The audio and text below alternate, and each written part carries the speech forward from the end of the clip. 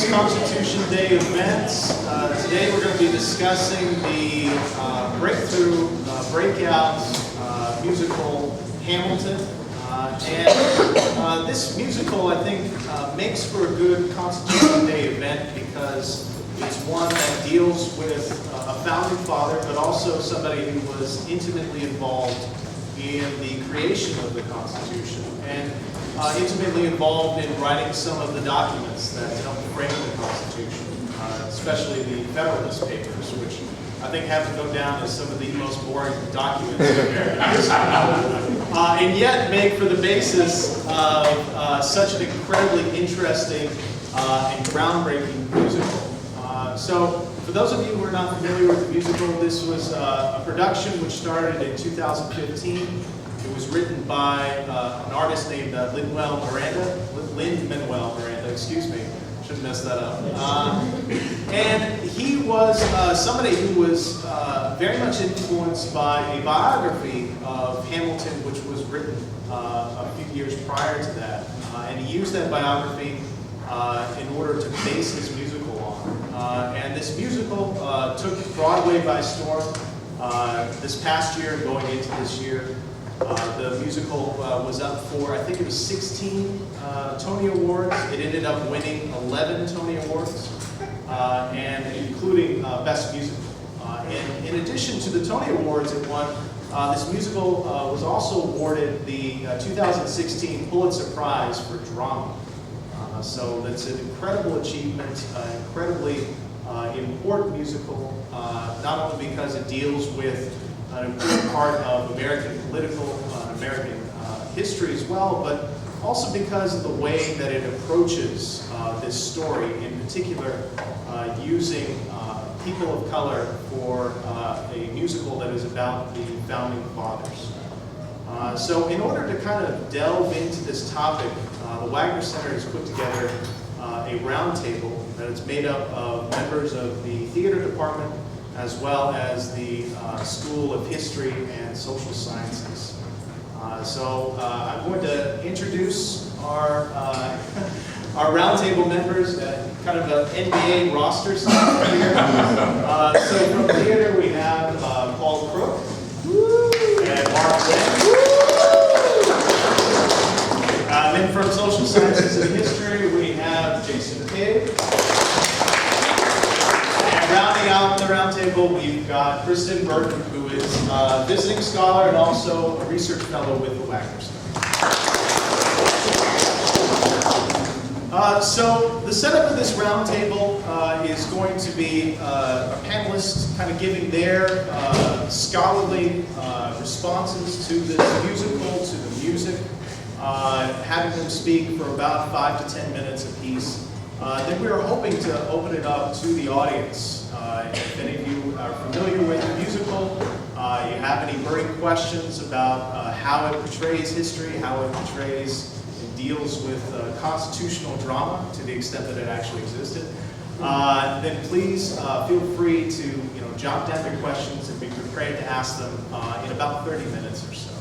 And also, if you've got song requests, I've got the whole album picked up on display here, so if there's anything you want to hear, any music you want to talk about in particular, please let me know at that time. I wanted to start out, before turning to the roundtable, I wanted to start out with a video from 60 Minutes.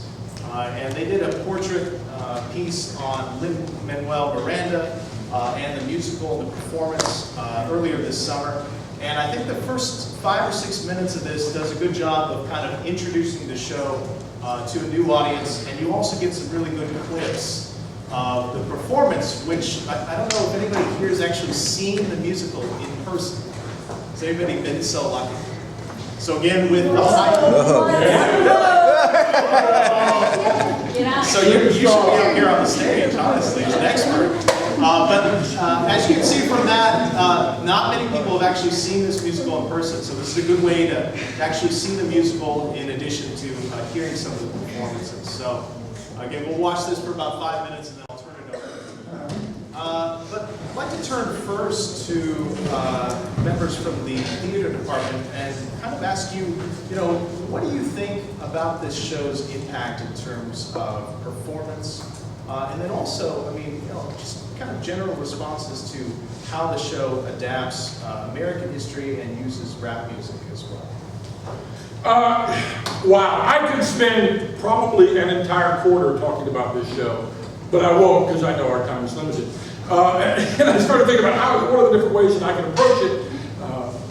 And I think that maybe not, because I don't want to get too deep in the weeds, getting technical about musical theater and what makes this a musical theater piece of brilliance. But I do want to mention a couple of things, right? In theater history, when you talk about musicals, there are considered right now 3 landmark or watershed musicals. Showboat, which was 1927, Oklahoma, which was 1949, and Hair, which was 1969. And the reason those are considered the 3 big watershed landmark musicals is because each of them completely changed the face of musical theater in a pretty significant way, right? I think, of course it's too soon to tell, but in 10 years or 20 years, there'll be some professor sitting here in a class who will then identify Hamilton in 2015 as the 4th watershed musical. Because it is so drastically different than anything that we've seen before. Even Lin-Manuel Miranda's previous show, In the Heights, which was a Latin hip-hop show about Washington Heights, the area he grew up in New York. Even much different than that. And it's because of not just subject matter, not just casting people of color to play historical figures who were white, not just musical style, but all of those things, plus all of the things outside of the show. And I'll give you just a couple of brief examples, and then I'll shut up and let other people talk. One, stylistically, right? It gets billed as a rap musical or a hip-hop musical, but it's really and truly not just those things. Miranda drew very obviously and samples, like a modern hip-hop artist, samples from musical theater, from hip-hop, from rap, from rock and roll, from British pop, from Brit-pop of the 60s, from French tavern songs, right? He's sampling from all of those genres, and he's fitted together seamlessly in one show.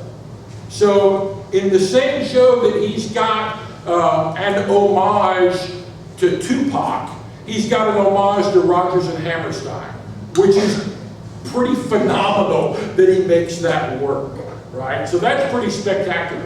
The other thing that I'll talk about that I think maybe really shows how amazing this is everything outside of the show. The fact that here we are in Ruston, Louisiana, doing a symposium about a Broadway show.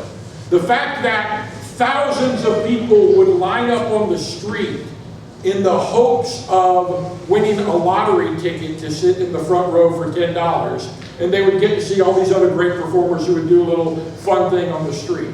The fact that social media around this show has exploded. The fact, you can kind of go on and on. The public relations, he's redefined how to promote a Broadway show with this production. That's all pretty damn staggering and amazing that one show has done all of this. And before I get too far gone again, I'll shut up. I'll pass along. We'll turn to Mark then.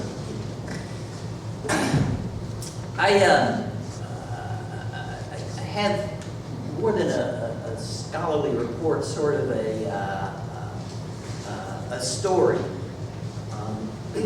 I live and work in the theater, and so when I get the opportunity to do anything, I do not go to the theater. I don't. I pay attention to the journals, I follow what's happening, as well I should, and Hamilton has blown up, and all the monthly design magazines for lights, costume sets, sound, design, casting, orchestration, music, and we observe those things. But being an artist of the theater, this is not the theater. It's not watching the theater. It's not being able to participate in the theater. And so it took my kids hammering me and hammering me and hammering me. Dad, you got to listen to this. Dad, you have to listen to this. And my musical tastes are not here. I spent well over a decade doing rock and roll as a light designer. I toured with quite a few of the major acts, yeah. And so I can't hear lyrics. It's really kind of wacky. And they're like, Dad, you have to listen to this. So when the album came out, they bought it for me. And driving to see my parents 7 hours away one day, we popped it in, Kate and I, and we listened to it. And it was one of the most profound events of my life, to be able to sit down and see the show through my ears. I am a sound designer and lighting designer, but I had a cathartic experience. Now, I'm glad Katie's not here. She fell asleep. But I got to the end of the first act, and it was like, oh, what's going on? What's happening here? This is catharsis. And it was a 7-hour drive, so I listened to it twice. And so I became a fan. I became a fan through the emotional experience of participating in the music. And so for something like that, to be able to, affect Luddite, it's kind of amazing. I think that's all I got to start with. Yeah. Let me tag on just really quickly about this. Something Mark said here is also a pretty significant phenomenon. What he did, and what most of them, with the exception of one lady back there in the middle who's actually seen it, but for most of us who are fans of it, the vast majority of fans of this show have never seen it and won't for years until a tour comes around, once the national tour goes out at the end of 2017. That's the first opportunity most of us are going to get to see it. But this is actually a return to old-fashioned musical theater. In the 50s and the 60s and the 70s, when you couldn't find clips on YouTube and they didn't show it on TV, if you loved Broadway, you came to Broadway through cast albums. And that's what you did. And if you were a kid like me growing up in Tuscaloosa, Alabama, I listened to cast albums and I saw the shows in my head and I visualized the shows in my head. Even Lin-Manuel Miranda has said in an interview that he's never seen the musical Camelot, but he has a brilliant production of it in his brain from listening to the album growing up. This is a return to that. It's great that you both brought up the album, because he has a segment in that 60 Minutes episode in which he goes through and explains, he never was able to afford to go to a show. His family was never able to afford to go and see or get a ticket. And so he collected cast albums, and he shows Charlie Rose this wonderful, huge collection at his parents' house of just old cast albums. And of course, the one that he loves the most is Camelot. Yeah. And the musical influences that he pulls out of it are just amazing. And the time that he spent on this album, the cast album, was a painstaking amount of time. Something that's not really done. At least to my knowledge, in the same way, where they're recording individuals, not actually on the performance stage, but in a recording studio. So he spent a lot of time on this cast album, because I think he might have been aware that if the show blows up, then most people won't be able to see it, but at least they'll get the same impact. And you listen to it in a 7-hour car ride, twice. Yes. Yeah. And he also had Questlove and Black Thought from the Roots, who produced the album and were the ones who came to him and said, we want to produce this album. Yeah. All right, great. So I'll turn it now to the social scientist here. And For Kristen and Jason, I was really hoping that they could talk a little bit in detail about, the kind of portrayal of politics, the portrayal of history in this show. Kristen is kind of focused on the depiction of Hamilton in particular, whereas Jason is focusing on the depiction of Thomas Jefferson. And if you've listened to the album, their conflict over the nature of national government, over the Constitution, really makes up kind of the whole second act. The whole conflict of that second act is between Hamilton and Jefferson. So I'll leave it to you two to decide who goes first, but I'm interested to hear what you have to say. All right, well, I'll go first.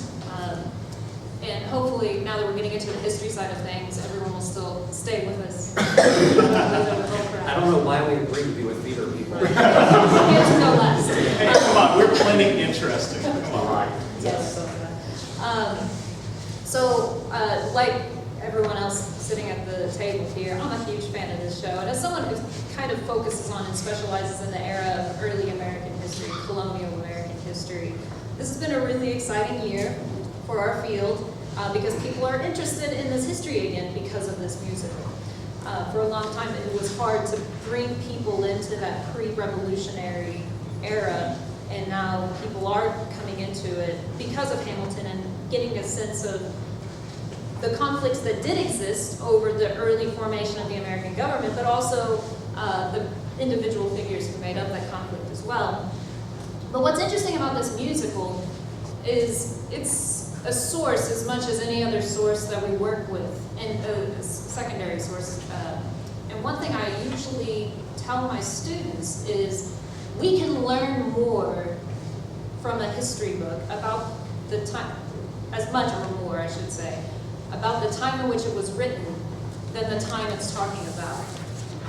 And I think that applies as much to Hamilton as it does to any other history book you can go pull off a shelf at a bookstore. Because look at the casting. They said it was an intentional choice to cast Black and Latino actors in the role of the founders. Also, the decisions that they made to incorporate these various styles of music. But more importantly than that, as far as I'm concerned, no slight to the theater people, but the narratives that this musical features are fascinating. Because what's the one word that comes up over and over again to describe Hamilton? He's an immigrant, right? They say this over and over again. And they even refer to Lafayette as an immigrant as well. When they say that nice line, immigrants, they get the job done. That was a high five. That's what they did. This narrative of immigration really fascinates me. Also, the way they talk about the building of a nation fascinates me. And what it comes down to is this presentation of early American history is very traditional. So as innovative as the music writing is, as innovative as the casting is, the narrative they're presenting is, in terms of what historians have been working with, is very old. They really pump up this nationalist, we're building a nation, we have this obligation to our descendants, this is our legacy. What is a legacy? And we have to remind ourselves too, nations are very new in terms of history. They're products of the 19th century. But the way it's presented in this musical, it's almost like they're inherently present. So I'm fascinated about that. If anyone wants to talk further about that, I could probably go for hours. But in terms of immigration, it's also fascinating to me because Lin-Manuel Miranda has spoken time and time again about his direct connection to Hamilton's story. He sees himself, or even his father, in Hamilton, which is why he was able to connect to that particular story. We've got a little clip where he's talking about their personal stories as in relation to this musical, and that's something that was very important to Lin-Manuel Miranda, and why, when he read that biography by Ron Chernow, that it just clicked for him, and he got into Hamilton and his life story in a very personal way. What's interesting about Alexander Hamilton is he not only disparaged those roots that are repeated time and time again, that bastard, orphan, son of a, well, they say son of a whore. His mom really, I feel kind of bad for his mom because she wasn't a whore. She probably is now from now on in our memory. But this is something Hamilton was ashamed about, and he wanted to hide. And so this kind of putting this immigration narrative on a pedestal is completely in contrast to Hamilton as an individual, as a character. And for those familiar with the Alien and Sedition Acts that were passed during John Adams' administration, this was something that Hamilton advocated for and supported, and it made it very difficult, increasingly difficult, for people who were immigrants to gain citizenship. So there's a lot of interesting contradictions of character as presented in the musical as opposed to history, and we can definitely talk more about that. But I really hope that everyone who listens to this musical and gets into it, because it's amazing. Let's face it. I listened to it in the car probably more than I should admit. But I hope that if it does spark your interest in this history, learn more about it. Don't just stop at the musical, because this, like all other secondary sources, is an interpretation. It's a presentation that in many ways tells us more about the world we live in today than the world it was writing about. With that, I'll pass it on. Thanks. So do we want to do the next clip? Sure. Okay. So I am wearing purple to express my solidarity with Jefferson. And he's absolutely right that a key part of Jefferson's thinking involves his thinking about slaves and slavery, and the musical makes a lot out of that, as it probably should. But in doing so, it is taking, as you said, a very partisan view of Jefferson and Hamilton. This is from, obviously, Hamilton's perspective. So I wrote a list of 27 ways, I'm just kidding. Several ways in which we may want to have a deeper understanding of Jefferson, so then we can have an appreciation of what the play includes, what the musical includes, and what it leaves out. So just a few of those, and a couple have already been mentioned. So let me start with one that was the Alien and Sedition Act, which I do have a copy of if anybody wants to look at it afterwards. Part of it involves immigration, as you said, so it makes it more difficult for immigrants to come and stay in the United States. It's highlighted too. And part of it involves punishing people for expressing distaste with the Congress and the president. And this is a Federalist-controlled Congress, a Federalist president. Hamilton's party in office passes this legislation aimed, they claim, to help prevent French sympathizers with joining with the radical French and taking over the country. From Jefferson's perspective, and the scholarly perspective would be that that was overblown, and this is really aimed at quelling criticism of the Adams administration. Hamilton supported it, Jefferson as stridently against it as you could imagine.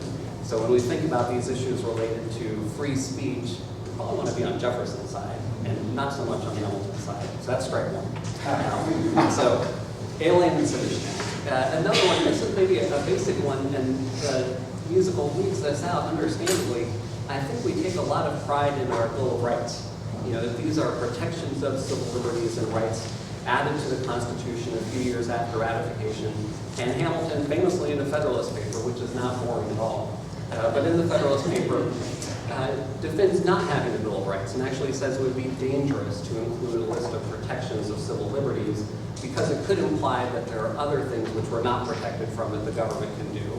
And this is sort of, to many people, a convoluted way of looking at this. Jefferson cut through this, and even though he wasn't in the musical notes, he wasn't in America at the time, he was in France.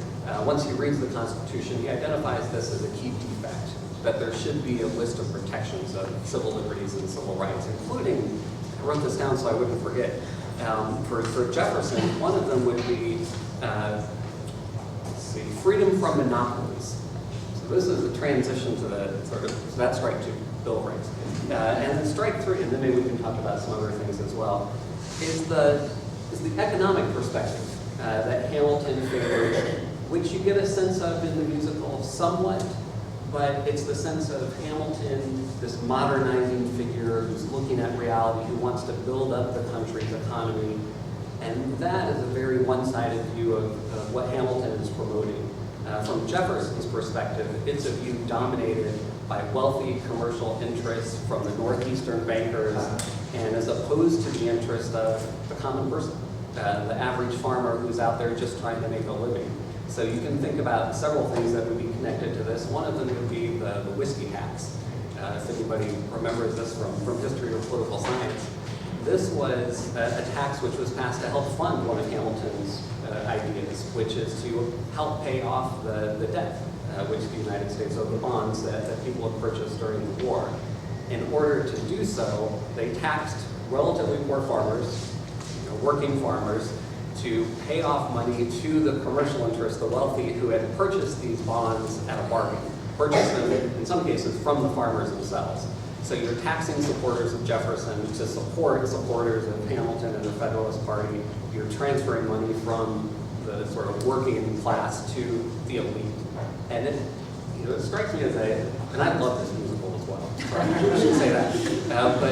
But I have some dissonance here, because as I'm listening to it, in the back of my mind, I'm thinking, somehow we've turned Hamilton into this populist hero, and he's a one-percenter.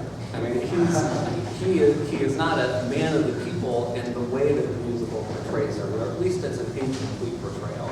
So in some ways, if we want to pick out our best representative, we would pick, as hard as it is to believe, we would pick Jefferson, the slave owner, Jefferson, the culturally elite figure here, over the anti-immigrant, pro-banker, one-percenter of Alexander Hamilton. That'll be straight for you. There are other things we can talk about, but I think it does help to appreciate that this is an incomplete view of Hamilton. Maybe my view is incomplete as well, but as someone who would advocate for the brilliance of Jefferson over Hamilton, despite the claim made by Miranda, I think this is a more accurate way of viewing things. So I'm gonna just jump in real quick, because I think we're getting kind of now an overblown view of Jefferson, if I may say. The guy does have like a Jefferson novel in his office. I almost brought Jefferson in my office. Yeah. So just to kind of dial that back and balance it out. Okay, yeah, Jefferson was more for the common farmer. I'll give him that. But he also envisioned a nation that was led by a planter class, which was very much not the common people. So it's an interesting there's a lot of tension, there's a lot of give and take. And then of course there's the famous, compromise of 1790, where Jefferson and Hamilton and Madison got together and essentially traded, creating the National Bank for moving the national capital to the border of Maryland and Virginia to kind of help the Virginians out there. So as they could... Which has turned into a great song. Yes, it did. It turned into one of the best songs in the room where it happened. But yeah, by all means, Hamilton was not a man of the people. He didn't trust the people. He didn't really want them to have that many rights. In fact, he thought that the British aristocracy had it right to start with and was kind of wanting to emulate that same setup in the United States. And it's interesting how the fights between Hamilton and Jefferson, and they were fights. Jefferson ends up resigning as Secretary of State while Washington is president. They reference that in the musical, but it's because he's furious that Washington tends to just go, Hamilton has Washington's ear. So Washington tends to go with what Hamilton's pushing. Also, Hamilton was tenacious and didn't stop until he got his way. But at the same time, He's young, scrappy. he's young, scrappy, just like his country. That's right. And just to add a theatrical perspective to what they're bringing up, that's what makes great theater, right? Every great story, every great play that was ever written was written telling a personal story, which you mentioned earlier, that idea, someone's personal story or multiple people's personal story, and B, embraces a sense of conflict that works on multiple levels, which this show obviously does. It's another thing that makes it pretty spectacular is that, like a play like Macbeth by William Shakespeare, it makes as its central character a person who in many ways is unlikable, and yet we still root for it. That's a pretty amazing brand of genius right there, to write a character like that. We still root for him, even though he's kind of an asshole. Right? And so that's pretty wonderful. That's fair. And despite having, I mean, this is connected to the personal as well, you know, despite having the affair, which the music Right. brings up as well, but it's in some ways that is portrayed in a very sympathetic way. And Hamilton is, I'm sure he wasn't the first, he's not the last, but you know, in his public writings, he's complaining about the moral depravity of the poor. At the same time, he's Having an effect, right? Yeah. Well, before I open it up to the audience, I just kind of wanted to ask a general question, somebody that we didn't really bring up in the roundtable. This is Aaron Burr, who kind of serves not only as one of the antagonists for Hamilton, but also, you know, it's kind of the narrator for the whole show, as well as a surrogate for the audience. You know, it's kind of like this guy, basically all of his songs are him saying, this guy's a jerk, right? Why are we letting him get away with this? And I'm kind of wondering, you know, what do the social scientists think of the depiction of Burr in this musical? And then for the theater, I mean, what do you think of this idea of making the kind of surrogate for the audience somebody who we kind of naturally dislike because he ends up shooting and killing? Sorry, I don't want to spoil No, it. but there's the coolest, there's the coolest geeky musical theater reason for that, right? So remember I said at the beginning, I talked about the different influences that Lin-Manuel Miranda has. He takes this directly from a composer named Andrew Lloyd Webber, and one of the first rock operas, it wasn't the first, but one of the first, Jesus Christ Superstar.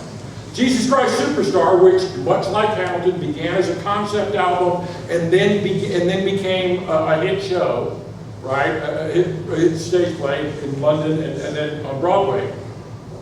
It's the story of Jesus Christ's last days as told by Judas, the narrator, right? And it's brilliant. And it's so the whole idea of having a vilified antagonist be your narrator, he lifted completely from a rock opera about Jesus. It's just the neatest. That might tell you a little bit of what he thinks of Hamilton himself. Maybe there's that. But so that's to me, that's a really geeky, nerdy, fun thing. In terms of the way they portray Burr, I think the musical makes him infinitely more likable than he probably was in real life. He was a guy, he was ambitious. He did everything he could to try and get ahead. And there's even a story, and I think Miranda talks about it in that clip with Colbert, where at one point in his life, he ends up marrying an older woman, takes all her money and just like bolts to Europe. And then, I mean, he was, and then after, of course, he shoots Hamilton, his political career was over, so there may have been some treasonous plots in which he was going to like potentially take over Mexico or something like that. And he ends up fleeing, getting away with it. But in terms of how he's presented, he's humanized in a way more than I think in any other book that I've read in which Burton used. So I think they make him much more likable and relatable than he probably was as a person. And casting plays a large part in that too.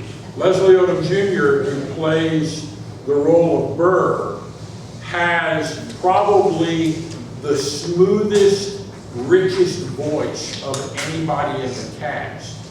He is a true kind of jazz baritone that would be who is at home. If you've ever heard, I have his album too. If you ever heard his album, he's at home singing the jazz standards of Sinatra and you know the whole big band canon.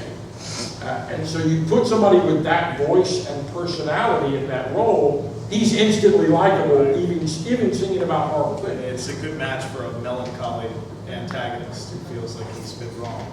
And I'll say one more thing too. One thing that I really like about the way the musical ends, that line, and it's even the name of the song, "The World Was Wide Enough." He says, "I just wish I knew that the world was wide enough for Hamilton and me." That's a quote from Burr.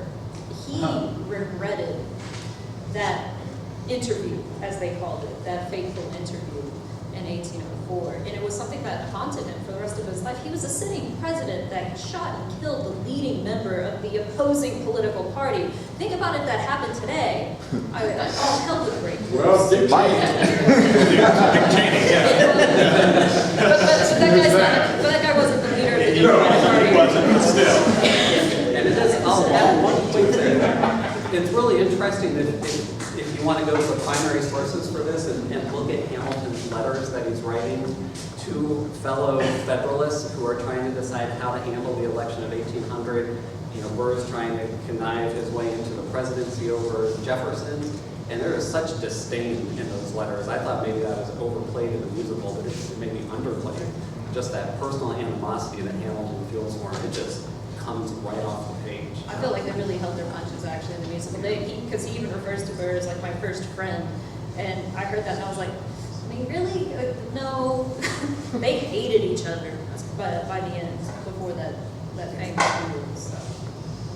All right, well, now I think it's time for y'all to pitch in. Anybody have any comments, questions? Yes, right here. I have a question.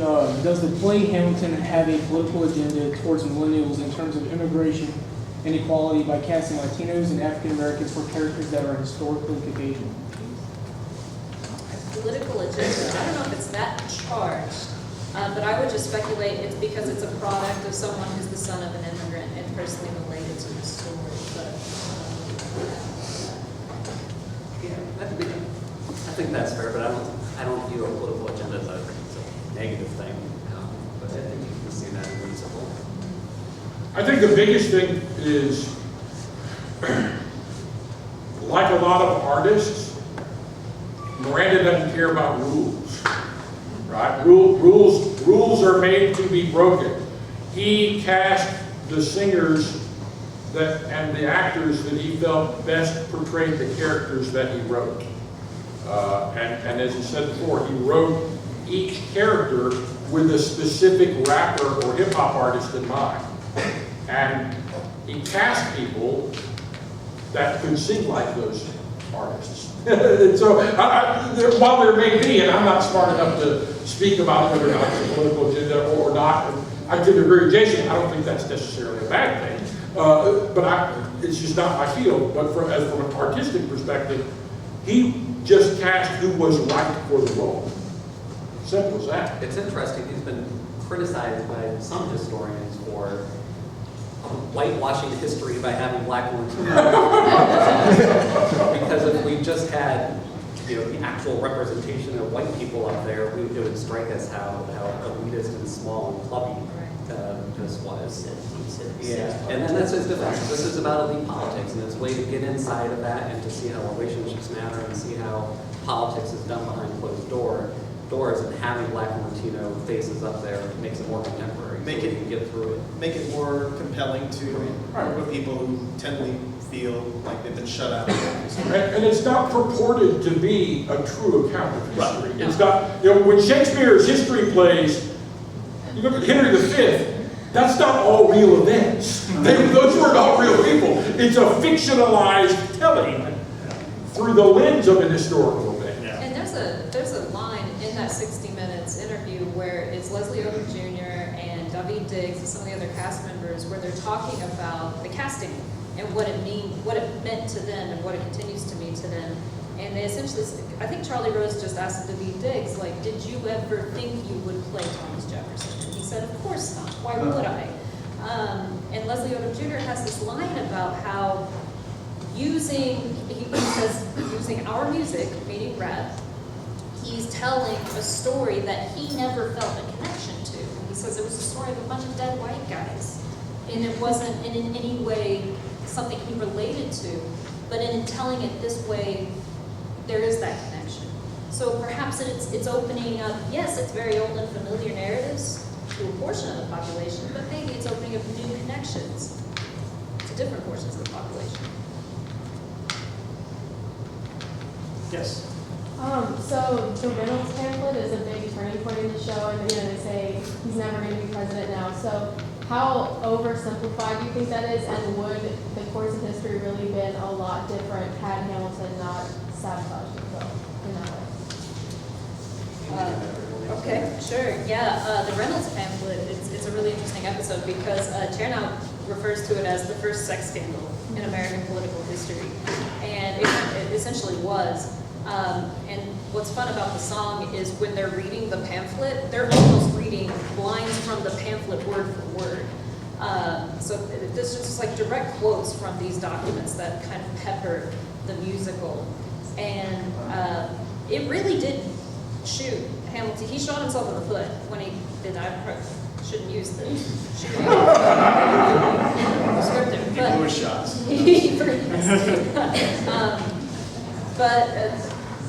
His political ambitions were very much working in his favor, and yeah, he had a falling out with John Adams, but then America had a falling out with John Adams, and no one really liked him very much Talk anymore. about getting short shrift. How do you follow up someone like George Washington? Right.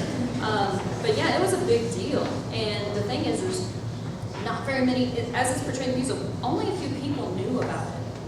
And he's trying to get ahead of the game, essentially like trying to clear his name because they were threatening to charge him with speculation and potentially bring charges against him. And so he's like, no, I was just sleeping with a married woman for a long time. It's cool. It wasn't engaged in speculation. It wasn't illegal in that sense. I didn't commit treason here. But yeah, his political chances were, in terms of becoming president, they're gone. And I think in some ways too, and this is maybe because of my interest in political parties, but the Federalists are on their way out, whether Hamilton stays a prominent figure or not. So I think it would have been difficult for him to become president in 1800 or any point after that. So it would have been tough. Especially after 1812. Yes. The Federalist Party is basically done by the end of the war of 1812. Any other questions? Actually, before we move on to any other questions, can we just listen to that opening bit of the Reynolds pamphlet where they're reading? We can. I'll make a song request. The Reynolds pamphlet.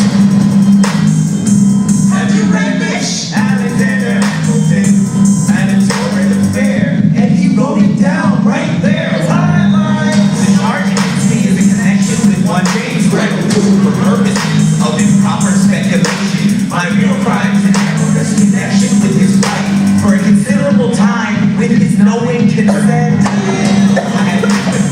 So yeah, like that line right there, that's almost word for word, just lifted out of the Reynolds pamphlet. That's one of the things that, as a total history nerd, I just geek out every time I listen to this, and it's just little primary sources pop up periodically throughout the show. Can I add something to, just because we mentioned Adams? And it's one of my favorite, very brief moments in the show. Another show, and it's the only other Broadway musical that features the Founding Fathers that I know of, is called 1776. And it is stylistically a much different show than this. But it's a much more traditional musical. But in that show, John Adams plays a much bigger role. He's one of the principal characters in that musical. And no one likes him. He's presented as a very unlikable guy with like short man syndrome, right? And there's a song in 1776 called Sit Down, John, where everybody in the Continental Congress is telling him to sit down and shut up, right? Well, for this show, Miranda very famously wrote a pretty long song about the Adams administration that when you write a show, if you know anything you know about writing, any kind of play or creative writing, there's always a lot of editing. Well, they got into previews and realized that song was too long, and it didn't need to be. And it could be handled, everything about the Adams administration could be handled in one line. And the one line is, sit down, John, you fat mother. Right? And that's so in one line, he references 1776 the only other Founding Father musical. He references a song directly from 1776, and he pretty much sums up the Adams administration from a musical perspective, at least. I don't know about the historical part. And he did a brief performance of that song, and it's on YouTube. You can Yeah, look you at can, it. he's done the whole number, which is, I mean, it's fun, I but. kind of wish they kept it. Any other comments, questions, song requests? Well, I guess just to kind of close out here, I think, Paul, the point you just brought up, it's pretty incredible that this musical works on two levels. It portrays the history of the country, but it also is as much about the history of musicals in general, right? And, can you think of any other kind of pop cultural content that has managed to do something at that level and be so popular? No, there's not. There's not anything except on a much smaller context, hip hop and rap as a genre, right? If you go back, and by no means am I a hip hop or rap scholar at all, but what little I do know, right? If you go back to kind of the origins of hip hop and rap, it's built on the idea of sampling, right? It's built on a central theme you find throughout that musical genre is sampling and referencing other artists, other songs, other genres. And that's what carries over to this. Everything Miranda does in this is sampling. And it's really kind of fabulous that way. But there's not another Broadway, there's not another musical that does it. There's not a play that does it on this kind of scale. There may be a novel or I don't know if a novel that does it today. So are you saying that this turned the musical theater world upside down? I did! This turns the world. The world turned upside down. Well done. All right, on that note, let's give our panelists a round of applause.